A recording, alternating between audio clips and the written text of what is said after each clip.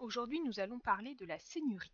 Une seigneurie est un domaine agricole sur lequel le seigneur exerce son pouvoir. Comment s'organise une seigneurie?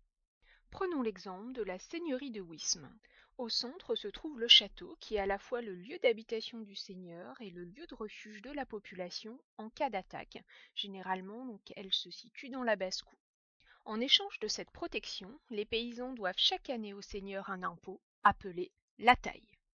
Au centre également l'église, qui est à la fois le lieu de culte et de convivialité, donc notamment le dimanche, qui est le seul jour de repos des paysans.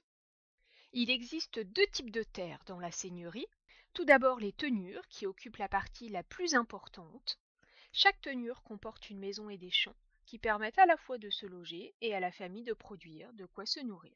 En échange de la tenure, les paysans doivent payer chaque année au seigneur donc des redevances en nature, c'est-à-dire une partie de leur récolte, et également un loyer appelé le cens. L'autre partie est appelée la réserve. C'est une terre conservée par le seigneur et entretenue par les paysans par un système de corvée, c'est-à-dire que chaque paysan doit travailler gratuitement plusieurs jours par an sur la réserve du seigneur. On voit également un moulin qui est un équipement collectif construit par le seigneur et que les paysans sont obligés d'utiliser en échange d'une taxe appelée banalité. Donc ici, ils doivent au seigneur une partie de la farine. C'est le même procédé pour l'utilisation du four ou encore du pressoir.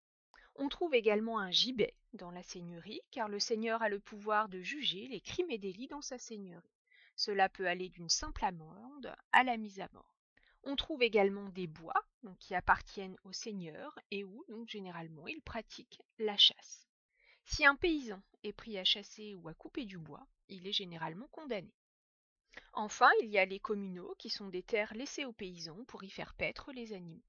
Voyons maintenant quelles sont les relations entre le seigneur et les paysans. Alors, le seigneur a tout d'abord le pouvoir de commandement, appelé droit de ban, dans sa seigneurie, sur les paysans et leurs familles. Il a ensuite le pouvoir militaire, c'est-à-dire un pouvoir de protection. Il a également un pouvoir de justice, puisque c'est lui qui juge les crimes et délits. Il a également un pouvoir économique, puisque c'est le seigneur qui décide de la levée des différentes taxes, en nature ou en argent, sur les paysans. Cela permet au seigneur et à sa famille de se nourrir et de payer les équipements militaires.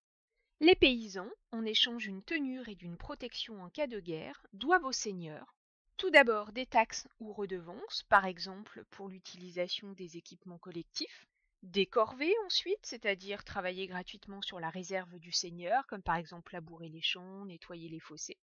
Et enfin, ils lui doivent un loyer, le cens, en échange d'une tenure. Enfin, il existe deux types de paysans, les vilains, qui sont des paysans libres, et les serfs, qui sont des paysans non libres, c'est-à-dire qui est la propriété du seigneur. Ils ne peuvent ni se marier, ni hériter, ni quitter la seigneurie sans l'accord du seigneur. Created using Powtoon.